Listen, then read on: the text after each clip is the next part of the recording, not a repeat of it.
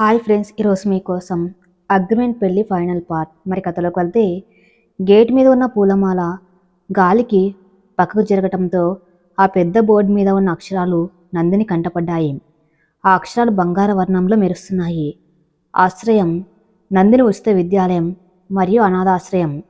ఆ పేరు చూడగానే నందిని శ్వాస ఆగిపోయినంత పనైంది.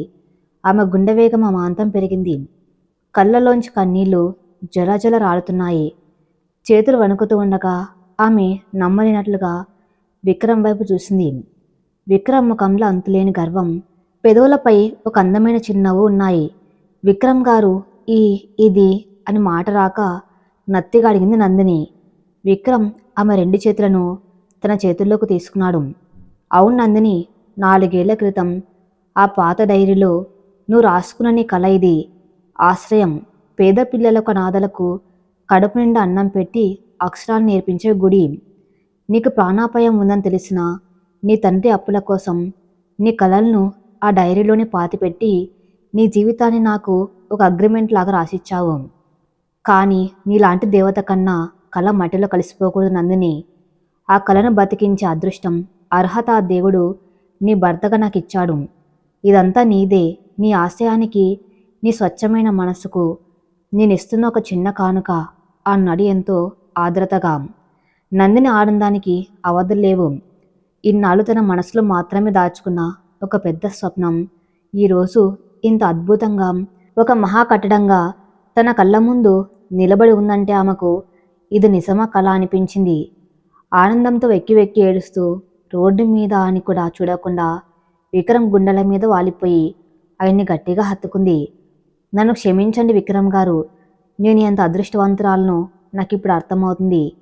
దేవుడు నా ప్రాణాలను నిలబెట్టింది నా కోసం కాదు, మీరు నాకు పంచే ఈ అంతులేని ప్రేమను అనుభవించడం కోసమే.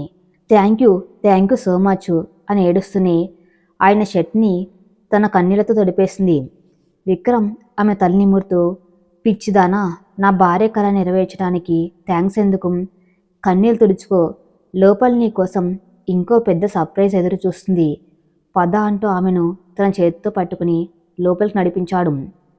లోపలికి అడుగు పెట్టగానే ఆ క్యాంపస్ విశాలంగా, అద్భుతంగా కనిపించింది. పచ్చని లాన్, మోడ్రన్ క్లాస్ రూమ్స్, పెద్ద ప్లే గ్రౌండ్, పిల్లల కోసం హాస్టల్ వసతి, అన్నీ ఇంటర్నేషనల్ స్టాండర్డ్స్లో ఉన్నాయి. అక్కడ వేసిన సేమియాన కింద సిటీలోని పెద్ద పెద్ద వ్యాపారవేత్తలు, విక్రమ్ కంపెనీ డైరెక్టర్లు అందరూ ఉన్నారు. కానీ నందిని కళ్ళు వాళ్ళెవరి మీద పడలేదు. స్టేజ్కి కుడివైపున ఒకే రకమైన యూనిఫామ్ వేసుకుని ముఖాల్లో 1000 వోల్ట్ల వెలుగుతో కూర్చున్న సుమారు 100 మంది పిల్లల మీద ఆమె దృష్టి పడింది. వాళ్ళలో చాలామంది అనాథలు, పేద పిల్లలు. ఆశ్చర్యం ఏమిటంటే వాళ్ళలో కొందరు నందిని అరకు లోయలో ఉన్నప్పుడు మర్రి చెట్టు కింద పాఠాలు చెప్పిన పల్లెటూరి పిల్లలు, మరికొందరు ఆమె గతంలో పనిచేసిన చిన్న స్కూల్లోని పేద పిల్లలు. వాళ్ళంతా నందిని చూడగానే కుర్చీలోంచి లేచి నందిని టీచర్ వచ్చేశారు అంటూ గట్టిగా కేకలు వేస్తూ పరిగెత్తుకుంటూ వచ్చారు. నందిని ఆశ్చర్యంతో కళ్ళు పెద్దవి చేసింది. ఆ పిల్లలంతా వచ్చి ఆమెను చుట్టుముట్టారు. కొందరు ఆమె చీర కొంగు పట్టుకున్నారు, కొందరు ఆమె చేతులు పట్టుకున్నారు. వాళ్ళ నవ్వుల్లో ఎలాంటి స్వార్థం లేదు. ఒక తల్లి కోసం ఎదురు చూసిన పసిపిల్లల్లా వాళ్ళు నందిని అల్లుకపోయారు. నందిని కింద మోకాల మీద కూర్చొని ఆ పిల్లలందరినీ 2 చేతులతో గట్టిగా హత్తుకుంది. మీరంతా ఇక్కడికి ఎలా వచ్చారు కన్నా, మిమ్మల్ని చూస్తుంటే నాకు ఎంత సంతోషంగా ఉందో తెలుసా అని ఏడుస్తూ వాళ్ళ బుగ్గలు ముద్దాడింది. అప్పుడే తరుణ్ అక్కడికి వచ్చాడు. ఇదంతా మా బాస్ గ్రేట్ ఐడియా వదిన గారు. నీకు ఇష్టమైన వాళ్ళంతా ఇక్కడ ఉండాలని అరకు లోయ నుంచి ఆ పిల్లల తల్లిదండ్రులను ఒప్పించి మరీ వాళ్ళని ఇక్కడికి తీసుకొచ్చాడు.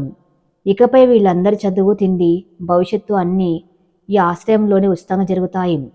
దానికి మీరే చైర్పర్సన్ అని నవ్వుతూ చెప్పాడు తరుణ్.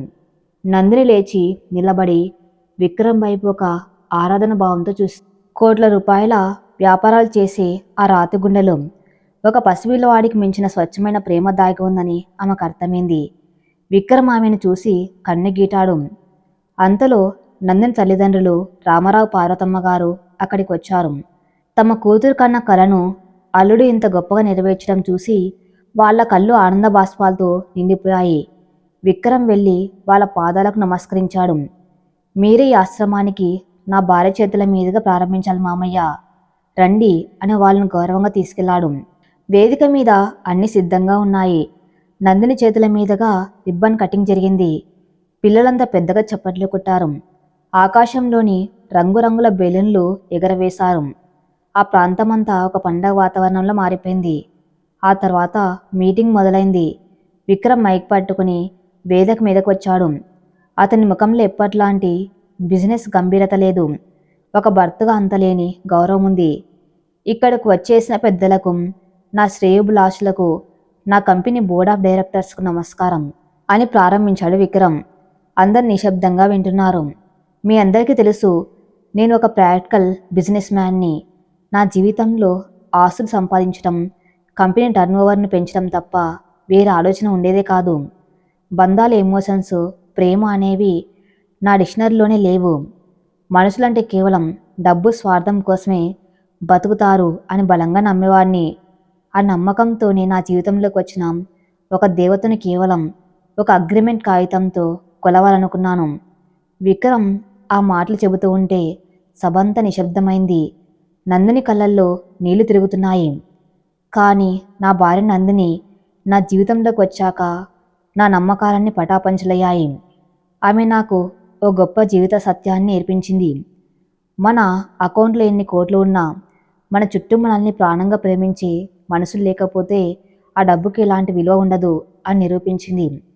నా ప్రాణాలు నిలబెట్టడం కోసం, నా సంతోషం కోసం ఆమె తన కలను, చివరికి తన ప్రాణాన్ని సైతం పణంగా పెట్టింది. నాలోని ఆ రాక్షసుని చంపి ఈరోజు మీ ముందు ఇలా ఒక మనిషిగా నిలబడేలా చేసింది నా భార్యే. ఈరోజు నేను కట్టిన ఈ ఆశ్రయం నా గొప్పతనం కాదు, ఇది నా భార్య నందిని స్వచ్ఛమైన మనసుకు, ఆమె నిస్వార్థమైన ప్రేమకు దక్కిన ప్రతిఫలం. రేపు ఈ స్కూల్లో చదువుకొని గొప్పవాళ్ళయే ప్రతి బిడ్డ భవిష్యత్తుకు ఆమెనే కారణం. I dedicate this trust to my wonderful wife అని ముగించి నందిని వైపు చూసి ఎంతో ప్రేమగా నవ్వాడు విక్రమ్. సభలో ఉన్న వాళ్ళందరూ లేచి నిలబడి పెద్దగా చప్పట్లు కొట్టారు. ఆ చప్పట్ల శబ్దం ఆ ఆశ్రమం ప్రాంగణమంతా మారుమోగిపోయింది. విక్రమ్ మాటలకు నందిని హృదయం ద్రవించిపోయింది. ఆమెను మాట్లాడాల్సిందిగా తరుణ్ మైక్ ఇచ్చి వేదిక మీదకు ఆహ్వానించాడు. వణుకుతున్న చేతులతో మైక్ పట్టుకుంది నందిని. ఆమె గొంతులోంచి మాటలు రావటం లేదు, కన్నీళ్లు మాత్రమే వస్తున్నాయి. కొద్దిసేపు అలాగే నిశ్శబ్దంగా నిలబడిపోయింది. విక్రమ్ దగ్గరకు వచ్చి ఆమె భుజం మీద చేయి వేసి ధైర్యం చెప్పాడు. నమస్కారం, నన్ను క్షమించండి, నా ఆనందాన్ని మాటలు చెప్పలేకపోతున్నాను అని కన్నీళ్లు తుడుచుకుంటూ మొదలుపెట్టింది. నాకు చిన్నప్పటి నుంచి ఒక భయం ఉండేది.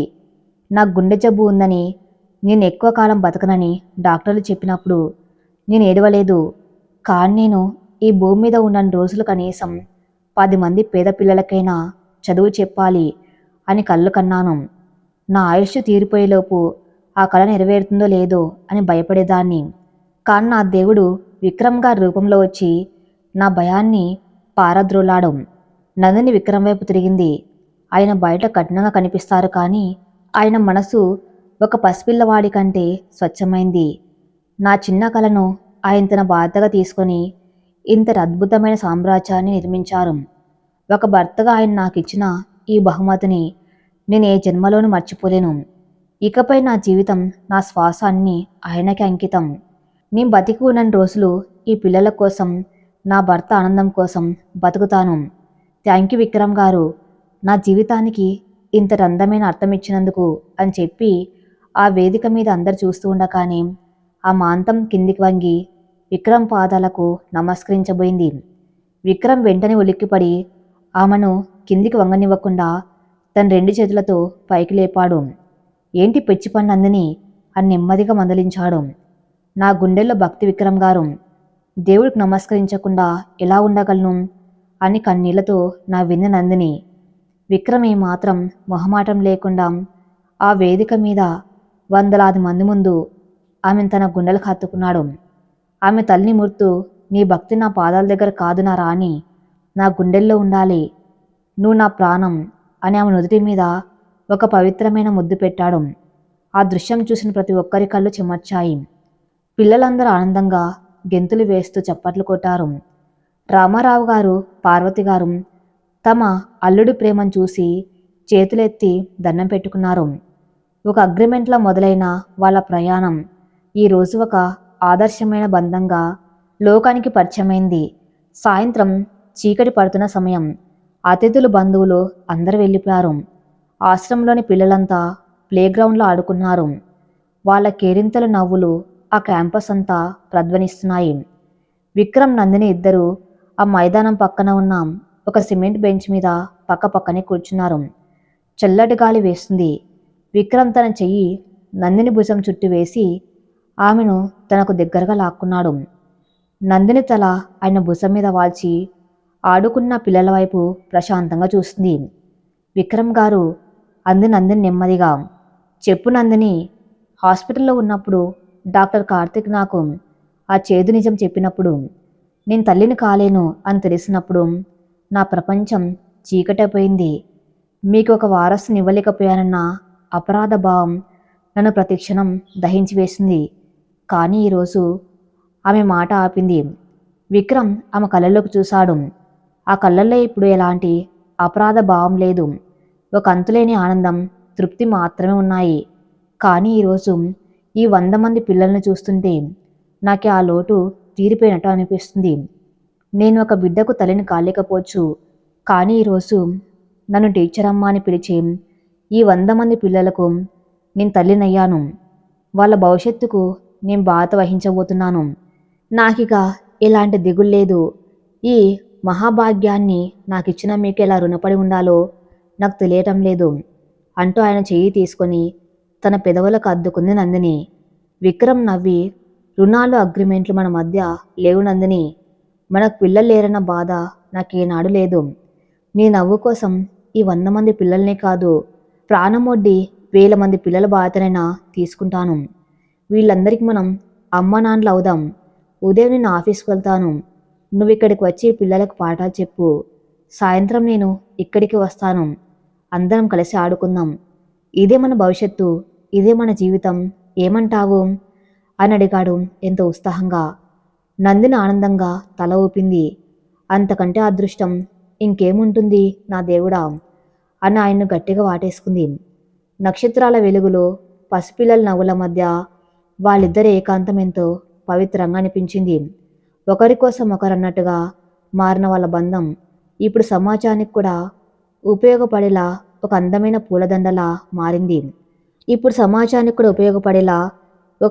పూలదండలా మారింది. ఆ రాత్రి నంది నిలయానికి తిరిగి వస్తున్నప్పుడు విక్రమ్ డ్రైవ్ చేస్తున్నాడు. కారులో ఇళయరాజా పాట సన్నగా వినిపిస్తుంది. నందిని ఆయన భుజం మీద తలపెట్టి ప్రశాంతంగా నిద్రపోయింది. ఆ నిద్రలో ఎలాంటి భయాలు, అనారోగ్యపు తలపులు లేవు.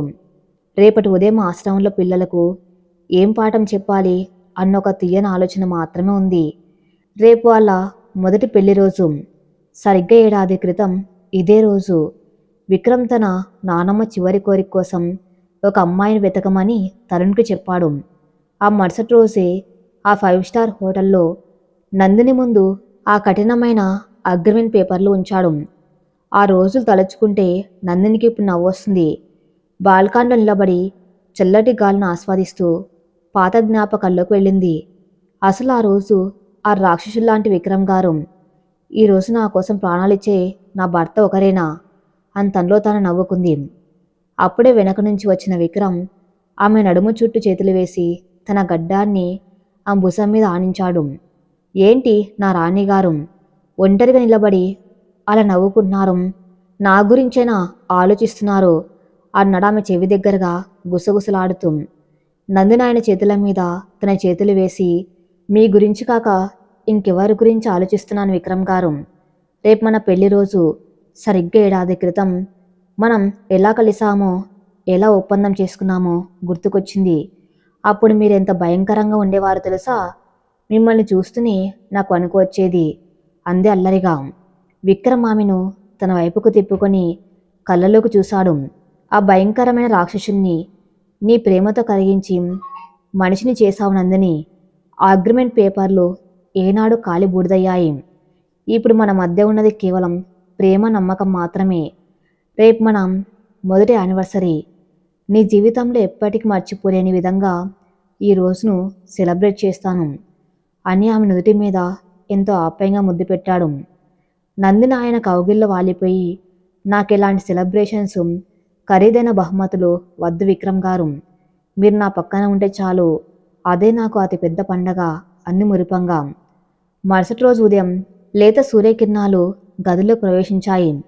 నందిని ఇంకా నిద్రలోనే ఉంది. విక్రమ్ అప్పటికి నిద్రలేచి స్నానం చేసి ఫ్రెష్గా తయారయ్యాడు. తన భార్య నిద్రపోతున్న తీరును ఎంత మురిపంగా చూస్తూ ఒక ట్రేలో వేడి వేడి ఫిల్టర్ కాఫీ, ఒక ఎర్రటి గులాబీ పువ్వు, చిన్న వెల్వెట్ బాక్స్ తీసుకుని ఆమె పక్కన కూర్చున్నాడు. నెమ్మదిగా ఆ మొక్క మీద పడిన ముంగులను పక్కకు తప్పిస్తూ హ్యాపీ యానివర్సరీ మై లైఫ్ అని ఆమె చెవుల్లో మృదువుగా చెప్పాడు. నందిని ఉలిక్కిపడి కళ్ళు తెరిచింది. ఎదురుగా చిరునవ్వుతో ఉన్న తన భర్తను చూడగానే ఆ ముఖం వికసించింది. వెంటనే లేచి కూర్చుని ఆయన గట్టిగా వాటేసుకుంది. హ్యాపీ యానివర్సరీ విక్రమ్ గారు అంది ఆనందంగా. విక్రమ్ ఆమెకు కాఫీ కప్ అందించి ఆ వెల్వెట్ బాక్స్ని ఓపెన్ చేశాడు. అందులో ఒక అందమైన ప్లాటినం చైను, దానికి ఒక చిన్న పెండెంట్ ఉంది. ఆ పెండెంట్ మీద విఎన్ఎన్ అని అక్షరాలు, వాటి మధ్యలో ఒక చిన్న హార్ట్ సింబల్. హార్ట్ లోపల ఒక చిన్న ఇల్లు చెక్కబడి ఉన్నాయి. అది చూడగానే నందిని కళ్ళు ఆనందంతో మెరిశాయి. ఎంత బాగుందో విక్రమ్ గారు, దీంట్లో మన ప్రేమతో పాటు మన పిల్లల ఆశ్రయం కూడా ఉంది. థ్యాంక్ యూ సో మచ్ అంది కళ్ళు చెమరుస్తూ ఉండగా. విక్రమ్ స్వయంగా చైన్ని ఆ మెల్లో వేశాడు. ఇది కేవలం ఒక నగ కాదు నందిని, నా ఊపిరి నీ మెల్లో ఒక చైన్లో ఎప్పటికీ నిన్ను హత్తుకొని ఉంటుందనడానికి గుర్తు. సరే, ఇక త్వరగా రెడీ అవ్వు, ఈరోజు మనం రోజంతా బయట గడుపుదాం అన్నాడు ఉత్సాహంగా. నందిని ఒక అందమైన పీచ్ రంగు పట్టుచీర కట్టుకుంది. దానికి మ్యాచింగ్గా విక్రమ్ వేసుకున్న పీచ్ కలర్ కుర్తా వాళ్ళిద్దరినీ అచ్చమైన జంటలో మార్చేసింది. ఇద్దరు కలిసి దేవుడి మందిరంలో దీపం పెట్టి కారులో బయలుదేరారు.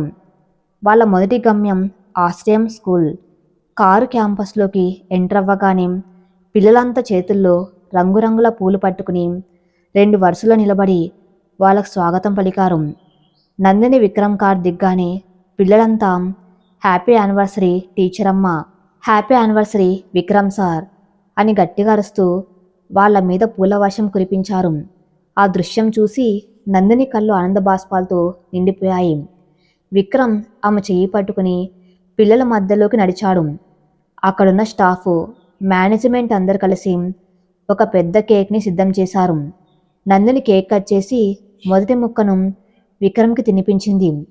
విక్రమ్ ఆమెకు తినిపించి ఆ తర్వాత అక్కడున్న పిల్లలందరికీ వాళ్ళ చేతుల మీదుగానే కేక్ పంచారు.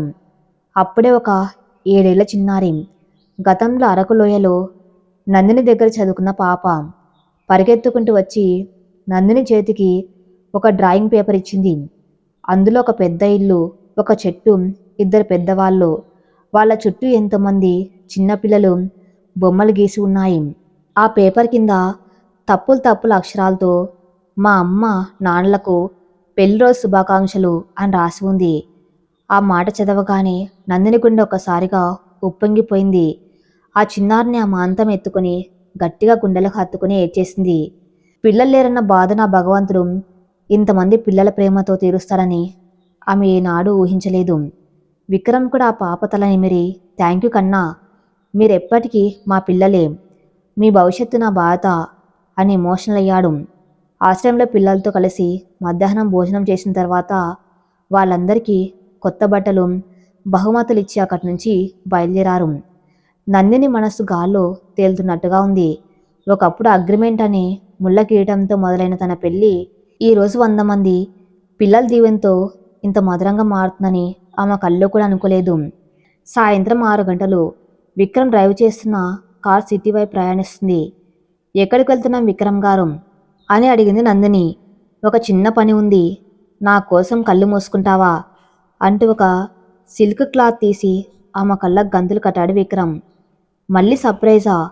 ఈరోజు ఉదయం నుంచి మీరు నన్ను ఆశ్చర్యపరుస్తూనే ఉన్నారు అంది నందిని నవ్వుతూ. అరగంట తర్వాత కారు ఒక పెద్ద 5 స్టార్ హోటల్ ముందు ఆగింది.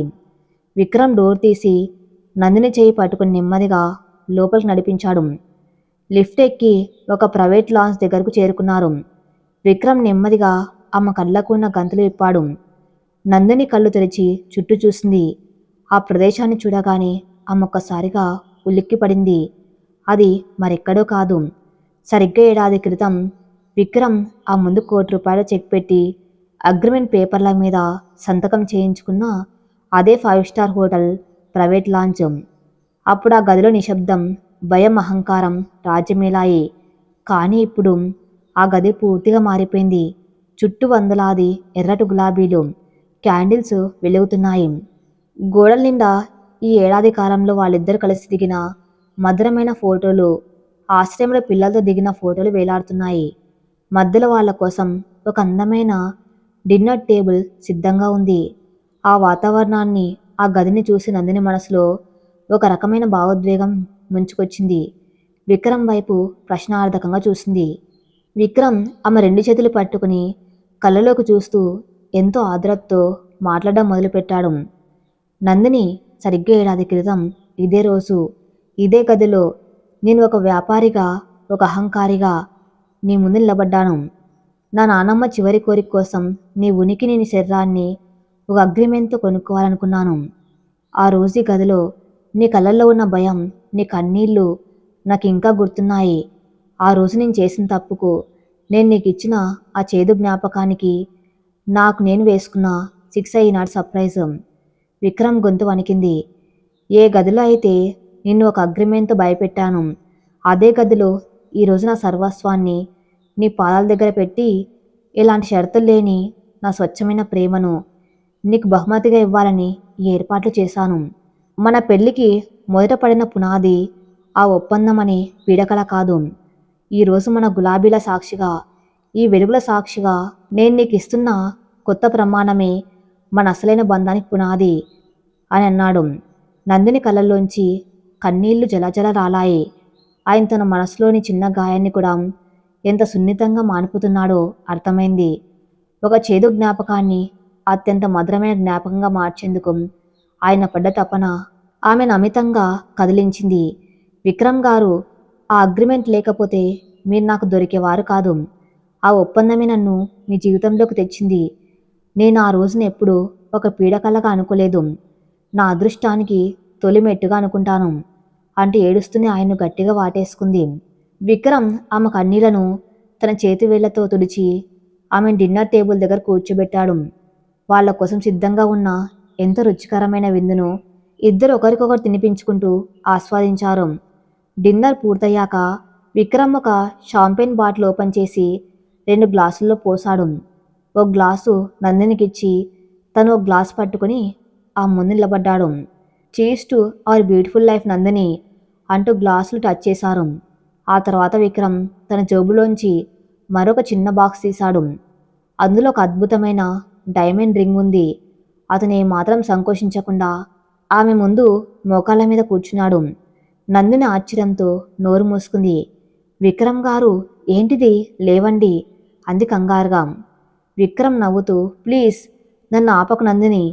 ఈరోజు ఈ గదిలో నేను నీ ముందు ఒక బాస్లాగా ఆర్డర్ వేశాను. కానీ ఈరోజు ఒక ప్రేమికుల్లా, ఒక భర్తగా అడుగుతున్నాను. ఇన్నాళ్ళు మనం భార్యాభర్తలుగా కలిసి ఉన్నా నేనెప్పుడు అఫీషియల్గా నీకు ప్రపోజ్ చేయలేదు. నందిని, నా రాతి గుండెలో ప్రేమను పుట్టించిన దేవతవు నువ్వు. నా కలలకు ప్రాణం పోసిన తల్లివి నువ్వు. నా ప్రతి శ్వాసలో, నా ప్రతి అడుగుల జీవితాంతం తోడుగా ఉంటావా? ఇలాంటి అగ్రిమెంట్లు, షరతులు లేని ఒక స్వచ్ఛమైన బంధంలో నాతో 100 ఏళ్ళు నడుస్తావా? Will you marry me all over again in my heart అని అడిగాడు కళ్ళల్లో అంతులేని ప్రేమను నింపుకొని. నందిని ఆనంద బాష్పాలతో ఉక్కిరి బిక్కిరి అయిపోయింది. ఆమె నోటి నుంచి మాటలు రావటం లేదు. కేవలం తల ఊపుతో సంతోషాన్ని వ్యక్తపరిచింది. విక్రమ్ ఆ ఉంగరాన్ని ఆమె కుడి చేతి ఉంగరం వేలికి తొడిగాడు. ఆ తర్వాత నెమ్మదిగా లేచి ఆమెను తన చేతుల్లోకి తీసుకున్నాడు. లాంజ్లోని లైట్లు నెమ్మదిగా డిమ్ అయ్యాయి. బ్యాక్గ్రౌండ్లో ఎంతో రొమాంటిక్గా వయోలిన్ మ్యూజిక్ ప్లే అవుతుంది. నందిని తన 2 చేతులను ఆయన మెడ చుట్టూ వేసి ఆయన గుండెల మీద తల ఆనించింది. మీరు అడగాలే కానీ 100 ఏళ్ళు కాదు, 100 జన్మలైనా మీ భార్యగానే పుట్టాలని ఆ దేవుని కోరుకుంటాను విక్రమ్ గారు అంది ఆయన చెవిలో. విక్రమ్ ఆ ముఖాన్ని తన 2 చేతుల్లోకి తీసుకుని నెమ్మదిగా వంగి ఆమె పెదవుల మీద తన పెదవులను ఉంచాడు. ఆ ముద్దులో ఒకప్పటి కోపం, అహంకారం, భయం ఏవీ లేవు. అందులో కేవలం ఒకరిపై ఒకరికి ఉన్న ప్రాణపదమైన ప్రేమ, గౌరవం, ఒకరినొకరు శాశ్వతంగా సొంతం చేసుకున్నామన్న ఒక అద్భుతమైన తృప్తి మాత్రమే ఉన్నాయి. ఆ ఉద్వేగభరితమైన కలయిక వాళ్ళ మొదటి పెళ్లి రోజును జీవితకాలపు మధుర జ్ఞాపకంగా మార్చేసింది. ఈ కథ ఇంతటితో సమాప్తం. మరిన్ని మంచి స్టోరీస్ కోసం నా ఛానల్ని ఫాలో అవుతూనండి. Thank you for listening.